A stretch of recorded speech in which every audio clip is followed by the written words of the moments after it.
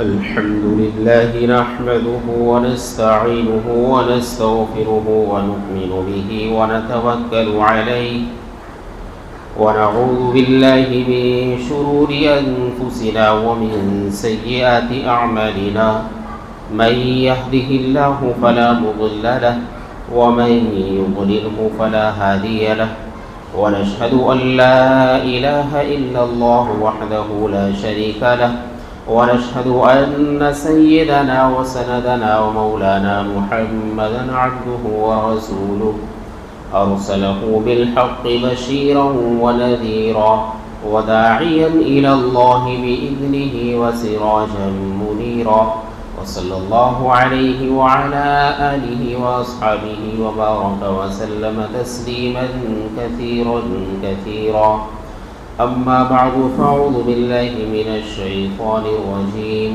بسم الله الرحمن الرحيم يا أيها الذين آمنوا اجتنبوا كثيرا من الظن إن بعض الظن إثم وقال الله تبارك وتعالى قل اللهم مالك الملك تؤتي الملك من تشاء وتنزع الملك ممن تشاء وتعز من تشاء وتذل من تشاء قال النبي صلى الله عليه وسلم إياكم والظن فإن الظن أكذب الحديث آمنت بالله صدق الله مولانا العظيم وصدق رسوله النبي الكريم ونحن على ذلك لمن الشاهدين والشاكرين والحمد لله رب العالمين. محترم بزرگوں دوستوں، اللہ عز و جل کا بے انتہا کرم ہے، احسان ہے، شکر ہے. اللہ تبارک و تعالی نے ہمیں اپنے دربار عالی کے اندر آنے کی توفیق مرحمت فرمائی. اللہ عز و جل ہمارا نماز کے لیے آنا بے انتہا قبول فرمائے. پیارے بھائی بزرگوں دوستوں، اللہ تبارک و تعالی نے قرآن مقدس کے اندر فرمایا کہ عزت اور ذلت یہ اللہ کے اختیار میں ہے. اللہ جس کو چاہتا ہے عزت دیتا ہے اور اللہ جسے چاہتا ہے ذلیل کرتا ہے. بے شمار آیات اور قرآنی واقعات احادیث نبویہ کے اندر اس کی صراحت آئی ہے کہ کس طریقے سے اللہ نے اپنے نام لیوا اور ماننے والوں کو، جو آدمی اللہ تبارک و تعالی پر کامل یقین رکھتا ہے، مکمل ایمان رکھتا ہے، اللہ تبارک و تعالی اسے عزت عطا فرماتا ہے. حابیل و قابیل کا واقعہ ہمارے سامنے ہے کہ اللہ تبارک و تعالی پر حابیل کس قدر یقین رکھتا تھا کہ جب اس کے بھائی نے اس کو قتل کرنے کا قابیل نے ارادہ کیا تو اس نے کہا لئن بسطت الیک یدک لتقتلنی ما انا بباسط یدی الیک لاقتلک انی اخاف اللہ رب العالمین، کہ تو مجھے قتل کرنا چاہتا ہے لیکن میں تجھے قتل نہیں کروں گا، اس لیے کہ میں اللہ تبارک و تعالیٰ کا خوف رکھتا ہوں. اخاف اللہ رب العالمین. تو اللہ تبارک و تعالیٰ نے جو ہے اس کو جو ہے حابیل کو عزت دی ہے. آج جو ہے قابیل کو دنیا جانتی ہے کہ اس نے اپنے بھائی کا قتل کر کے قیامت تک جتنے بھی لوگ قتل کریں گے سب کا گناہ بھی اس کے سر بھی جاتا ہے قابیل کے. اسی طریقے سے نمرود ابراہیم علیہ السلام کے مقابلے میں آیا تو اللہ تبارک و تعالیٰ نے نمرود کو ذلیل کیا اور ابراہیم علیہ السلام کو عزت عطا فرمائی ہے. اور اسی طریقے سے اس طریقے سے اس کو ذلیل کیا کہ جو اپنے آپ کو خدائی کا دعویٰ کرواتا تھا، ایک لنگڑا بنشر اللہ نے اس کی ناک کے راستے داخل کیا اور اس کے دماغ کو کھاتا رہا. اور جن لوگوں سے وہ اپنے آگے سجدے کروایا کرتا تھا انہی سے اپنے سروں پر اس نے جوتے بجوائے، کیونکہ اس کو سکون نہیں ملتا تھا کہ لوگ اس کو جوتے بجائیں سر پر، تب اس کو قرار یعنی اس کو ہلکا پھلکا سا چین آتا تھا. تو اللہ تبارک و تعالی نے کس طریقے سے اس کو ذلیل کیا کہ وہ مچھر جو لکڑا داخل ہوا تھا، لکھا ہے کہ وہ تقریباً چڑیا کی شکل میں اس کے دماغ سے نکلا جب اس کا انتقال ہوا۔ تو اسی طریقے سے اللہ تبارک و تعالیٰ نے موسیٰ علیہ السلام کو فرعون کے مقابلے میں، جو موسیٰ علیہ السلام کے مقابلے میں فرعون آیا، تو اللہ نے کیسے فرعون کو زمین کے اندر غرق کیا اور موسیٰ علیہ السلام کو عزت عطا فرمائی اور فرعون کو ذلیل کیا۔ اور اللہ نے قرآن کے اندر فرمایا فَالْيَوْمَ نُنَجِّيكَ بِبَدَنِكَ لِتَكُونَ لِمَنْ خَلْفَكَ آیَةً، کہ ہم تیرے بدن کو نجات دے کر آنے والی قیامت تک کے انسانوں کے لیے عبرت کا نشان بنائیں گے، کہ جو خدائی کا دعویٰ کرواتا ہے اور لوگوں کو جو ہے اس نے قتل، بچوں کو قتل کرایا تھا، کہ وہ کیسے آج تک بھی اس کی ناش جو ہے مصر کے عجائب گھر کے اندر موجود ہے۔ قرآن کہہ رہا ہے کہ ہم نے اس کے بدن کو نجات دے کر آنے والی نسلوں کے لیے عبرت کا نشان بنایا ہے۔ تو اسی طریقے سے ابو جہل اللہ کے نبی کے مقابلے میں آیا، تو اللہ کے نبی کے مقابلے میں آنے والے ابو جہل کو اللہ نے 2 بچوں کے ذریعے شہید کرا دیا۔ معاذ اور معوذ نے جو ہے وہ اس کو شہید کر ڈالا، جبکہ جو ہے وہ بڑا اپنے آپ کو سردار مانتا تھا۔ ابو لہب اللہ کے نبی کے مقابلے میں آیا تو اس کے بارے میں پوری سورت نازل ہو گئی۔ تو اللہ کے 2 صفاتی نام ہے، المعز، المذل، کہ اللہ جسے چاہے عزت عطا فرماتا ہے اور اللہ جسے چاہے ذلیل کر دیتا ہے۔ تو اللہ تبارک و تعالیٰ نے قرآن کے اندر ان آیات کو نازل کر کے آنے والی نسلوں کو جو ہے بتایا، انسانوں کو بتا دیا کہ جو بھی آدمی اللہ کے مقابلے میں آتا ہے، بڑائی اور انانیت کو اختیار کرتا ہے، اللہ اس کی کمر کو توڑ کے رکھ دیتا ہے۔ فرمایا کہ بڑائی جو ہے وہ اللہ کی ایک چادر ہے، الکبریاء ردائی، بڑائی اللہ کی ایک چادر ہے، تو جو اس چادر کے اندر اللہ سے جھگڑے گا، اللہ اس کی گردن کو مروڑ کے رکھ دے گا۔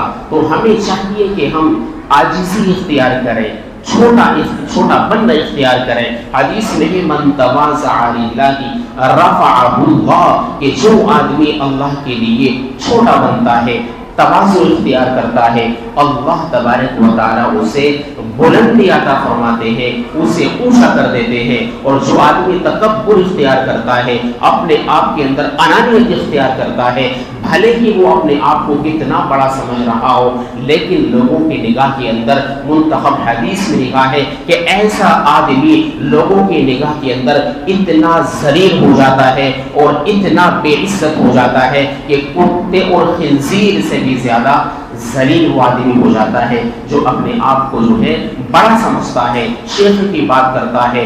اللہ تبارک و تعالیٰ کسی آدمی کے تکبر کے بول کو بالکل قبول نہیں فرماتا۔ بے شمار اس طرح کے واقعات ہیں کہ اللہ تبارک و تعالیٰ کیسے اس آدمی کے گھمنڈ کو توڑ دیتا ہے۔ پیر ذوالفقار نقشبندی رحمۃ اللہ علیہ نے خطبات کے اندر ان کے لکھا ہوا ہے، ایک آدمی اتنا مالدار تھا، اتنی زمینیں اس کے پاس تھی، کئی ریلوے اسٹیشن اس کی زمین کے اندر آیا کرتے تھے، کئی ریلوے اسٹیشن اس کی زمین کے اندر آیا کرتے تھے۔ ایک مرتبہ کسی بھرے بازار کے اندر، کسی چوک کے اندر کھڑے ہو کر اس نے یہ جملہ کہا، لوگوں کی حالت دیکھ کر کہ تم لوگ پریشان ہوتے ہو اس لیے کہ آئے گا کہاں سے، کھائیں گے کہاں سے، کیسے کام ہوگا، کیسے یہ ہوگا، میں اس لیے پریشان ہوں کہ میرے پاس اتنی دولت ہے، یہ خرچ کیسے ہوگی، میرے پاس اتنی دولت ہے کہ اسے لگاؤں کہاں پر، میں اس لیے پریشان ہوں۔ یہ بڑائی کا بول جب اس نے بول دیا، اللہ تبارک و تعالیٰ کو اس کا یہ بول، اس کے یہ لفظ پسند نہیں آئے تھے۔ چند دنوں بعد اس کا انتقال ہو جاتا ہے۔ اس کا ایک بیٹا تھا جو نوجوان تھا، اور جب جوانی کا عالم ہو اور پیسے کی ریل ہو تو اس کو جو ہے مختلف بیماریاں اور مختلف جو ہے یعنی کہ آسائشیں اور مختلف عیاشیاں اس کو سوچنے لگی، اور روزانہ نئے دوستوں سے ملاقات کرتا اور نئی جو ہے اس طریقے کی عورتوں کی وہ بات ضائع کرتا تھا۔ خوب پیسہ اس نے پانی کی طرح بہایا اور اپنے ملک کو چھوڑ کر بیرون ممالک کے اندر بھی وہ جایا کرتا تھا۔ اور اس کے بعد جو ہے جب دولت ختم ہونی شروع ہوئی تو وہ زمینیں بیچنے اس نے شروع کر دی، کبھی اس زمین کو بیچ دیا، کبھی اس زمین کو بیچ دیا، یہاں تک کہ ایک وقت وہ آیا کہ اس کی وہ ساری زمینیں بک گئیں اور جو ہے بیماریوں نے اسے آ گھیرا اور پیسوں کا کوئی انتظام نہیں ہے۔ تو یہاں تک کہ ایک دن وہ بھی آیا جس چوک کے اندر کھڑے ہو کر، جس جگہ کھڑے ہو کر اس کے باپ نے یہ جملہ کہا تھا کہ میرے پاس اتنی دولت ہے، میں اس فکر میں ہوں، اس فراق میں ہوں کہ اسے لگاؤں کہاں۔ اسی بھرے چوک میں کھڑے ہو کر اس کا وہ بیٹا بھیک مانگا کرتا تھا، کٹورا ہاتھ میں لے کر، کشکول ہاتھ میں لے کر لوگوں سے بھیک مانگا کرتا تھا۔ تو اللہ تبارک و تعالیٰ اس طریقے سے جو ہے گھمنڈی آدمی کی، تکبر کرنے والے کی گردن مروڑ کر رکھ دیتا ہے۔ اللہ کو یہ بول، اس طریقے سے بڑائی کے بول کبھی پسند نہیں ہے۔ ہمیشہ ہمیں اپنی زبان کو جو ہے کنٹرول میں رکھنا چاہیے، دوسروں کی عزت نفس کا احترام کرنا چاہیے۔ آج ہم جو ہے ذرا سے دو پیسے پاس آ جائیں تو دوسروں کی عزت کا بھی خیال نہیں کرتے۔ ہر انسان اپنی عزت نفس رکھتا ہے، اور ایک مسلمان پر دوسرے مسلمان کی عزت، اس کا خون، اس کا مال، دمہ ومالہ وعرضہ حرام، وہ حرام ہے۔ کسی کی عزت کو آپ نقصان نہیں پہنچا سکتے، کسی کا مال بغیر اجازت کے نہیں لے سکتے، کسی کا خون نہیں کر سکتے۔ یہ ایک مسلمان پر دوسرے مسلمان کے لیے تمام چیزیں حرام قرار دی گئی ہے۔ ہر آدمی کی عزت نفس کا ہمیں خیال کرنا چاہیے، اور کسی انسان سے ہمیں بدگمانی بھی نہیں کرنی چاہیے۔ بدگمانی کو بہت بڑا گناہ قرار دیا گیا ہے، جو آیت ابھی آپ کے سامنے تلاوت کی گئی، یا ایھا الذین آمنوا اجتنبوا کثیرا من الظن، اے ایمان والو، ایمان والوں سے اللہ مخاطب ہے، فرما رہا ہے اللہ کہ بہت سے گمانوں سے بچو، کیونکہ بعض گمان گناہ ہوتے ہیں۔ بعض گمان کیا ہوتے ہیں؟ گناہ ہوتے ہیں۔ تو ہمیں بدگمانی سے بچنا چاہیے۔ ذرا سے کسی سے کوئی معاملہ ہو جائے تو بدگمانی ہمیں گھیر لیتی ہے۔ کسی سے فون پہ بات کر رہے ہیں، فون اچانک بند ہو گیا تو ہم یہ سوچتے ہیں کہ جان بوجھ کر فون کاٹا گیا ہے۔ کسی آدمی سے اپنے متعلق کوئی بات سنی، اندازہ لگا دیتے ہیں کہ فلانا یہ بات کہی ہوگی، یہ اس کے الفاظ نہیں ہے، یہ فلاں کے الفاظ ہے، یہ آدمی یہ والی بات نہیں کہہ سکتا۔ تو یہ تمام چیزیں کیا ہیں؟ بدگمانی ہے۔ بہت لمبی اس کی وسعت ہے کہ کہاں کہاں ہم بدگمانی کرتے ہیں۔ ذرا سا کسی آدمی کو دیر سویر آتا ہوا دیکھ لیا تو فوراً بدگمانی میں شکار ہو جاتے ہیں، یہ اس وقت کہاں سے آ رہا ہے، یہ کیا کر رہا ہے۔ ان تمام چیزوں کو جو ہے منع فرمایا ہے کہ ہم کسی کے بارے میں غلط گمان قائم نہ کریں۔ ہمیشہ اپنے گمان کو اچھائی کی طرف فوکس کریں۔ فرمایا حسن الظن من حسن عبادہ، کہ اچھا گمان رکھنا یہ بھی عبادت ہے، اس پر ثواب ملے گا۔ ہم بدگمانی کریں گے، قیامت کے دن مقدمہ قائم کیا جائے گا، آپ سے دلیل مانگی جائے گی۔ آپ دلیل کہاں سے پیش کرو گے؟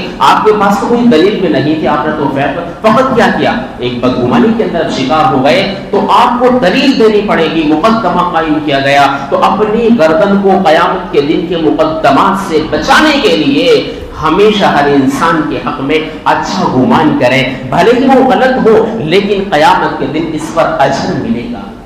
اچھا گمان رکھنا کیونکہ عبادت ہے۔ آپ نے اچھا گمان کیا کسی کے بارے میں تو قیامت کے دن اس پر اجر ملنے والا ہے۔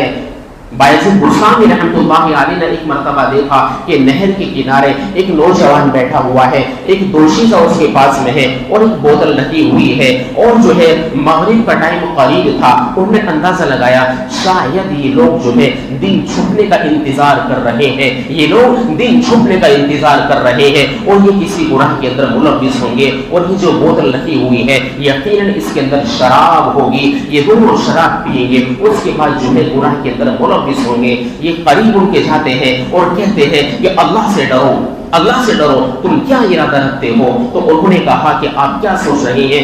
یہ برابر میں میری بہن ہے، ہم دونوں روزے دار ہیں، ہم مغرب کا انتظار کر رہے ہیں، سورج غروب ہونے کا انتظار کر رہے ہیں، ہم دونوں سید خاندان سے ہیں اور یہ اس بوتل کے اندر پانی ہے، ہم اس سے افطار کریں گے۔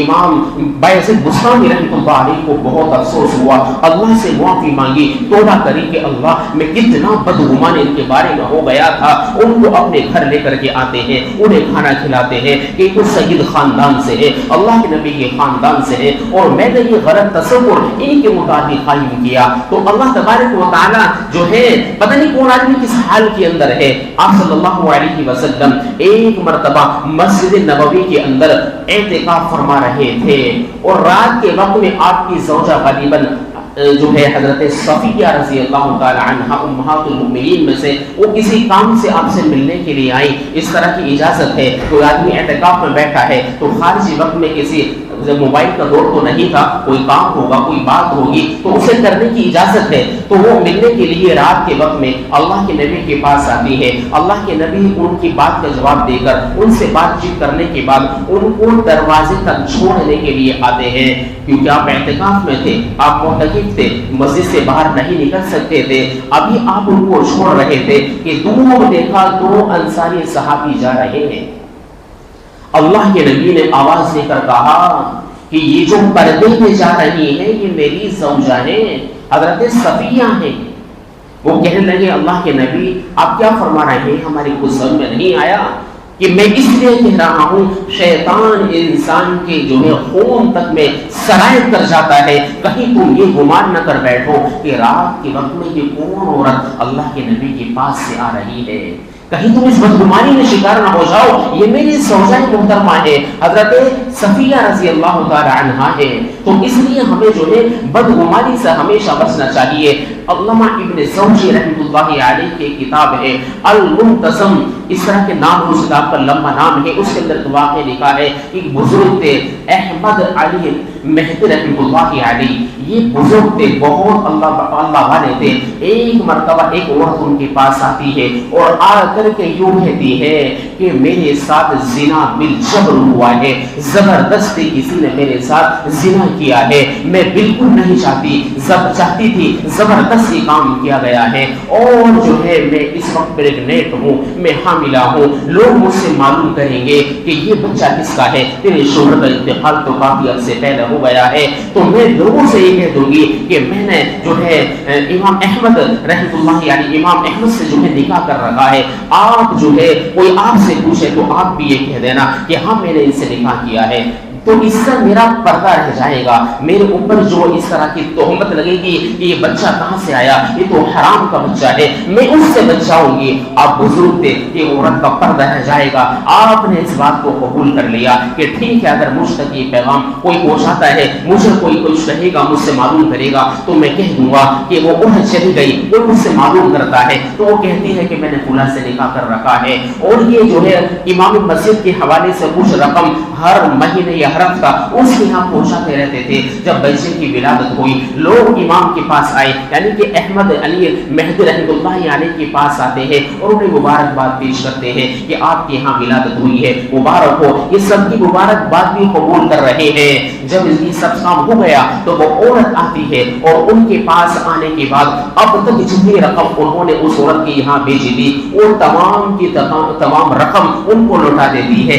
کہ میں تو صرف اپنا پردہ رکھنے کے لیے یہ جو بات آپ سے میں نے کہی تھی, مجھے ان پیسے کی کوئی ضرورت نہیں ہے, کہ جس طریقے سے آپ نے میرا پردہ رکھا ہے, کل قیامت کے دن اللہ تبارک و تعالی آپ کا پردہ فرمائے, آپ کے ساتھ ستاری کا معاملہ فرمائے. اس کے بعد ان کا انتقال ہو جاتا ہے. کسی نے خواب میں دیکھا کہ کیا ہوئی ہے, تو وہ یہ کہتے ہیں کہ اللہ تبارک و تعالی نے مجھ سے کہا کہ تو نے جس طریقے سے ایک بندے کا پردہ کیا تھا, آج ہم تیرے گناہوں کا پردہ رکھ کر تجھے معاف فرما دیتے ہیں, جنت کا فیصلہ تیرے لیے فرما دیتے ہیں. آج ہم ایک دوسرے کے عیوب کو ٹٹولنے کے پیچھے رہتے ہیں, جاسوسی میں لگے رہتے ہیں کہ کسی کا کوئی عیب, کوئی سراغ ہمارے ہاتھ میں آنا چاہیے, اس کو ذلیل کرنے کا موقع ملنا چاہیے. اس طرح کی تہمیں ہم لوگ رات دن, ہماری انرجی اس کے اندر لگ رہی ہے, کیسے اس آدمی کو ذلیل کیا جائے, کیسے اس آدمی کو بدنام کیا جائے, یہ کہاں سے آ رہا ہے, کہاں جا رہا ہے, کہاں سے کما رہا ہے, اتنی دولت کہاں سے آ گئی ہے, یہ بائک, یہ بنگلہ, یہ کوٹھی, یہ زمین جائیداد کہاں سے آ گئی ہے.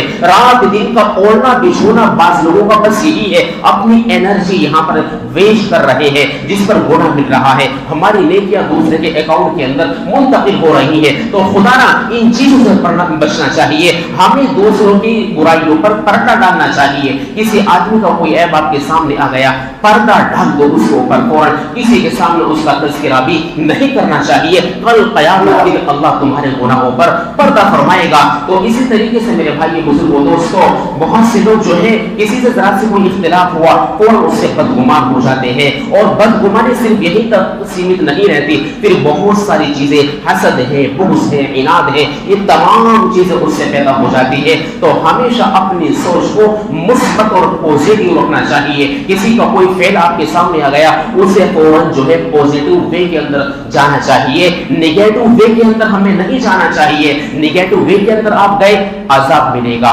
گناہ ملے گا, اور جو ہے اللہ کے یہاں مقدمہ قائم ہوگا. پوزیٹو وے کے اندر گئے اور اپنی سوچ کو مثبت رکھا, اس پر اجر ملے گا. اللہ تبارک و تعالی دل دماغ کو صاف رکھے گا. تو ہمیں ہمیشہ جو ہے کسی مومن کے ساتھ کوئی بدگمانی نہیں کرنی چاہیے. کوئی فعل آپ نے دیکھا, آپ اس پر پردہ ڈال دیجئے اور اس پر اچھا گمان قائم کیجئے. اس پر انشاءاللہ اللہ کی طرف سے اجر ملتا ہے. اللہ تبارک و تعالی کی حصول سے زیادہ نیک عمل کی توفیق مرحمت فرمائے. وآخر دعوانا ان الحمدللہ رب العالمین.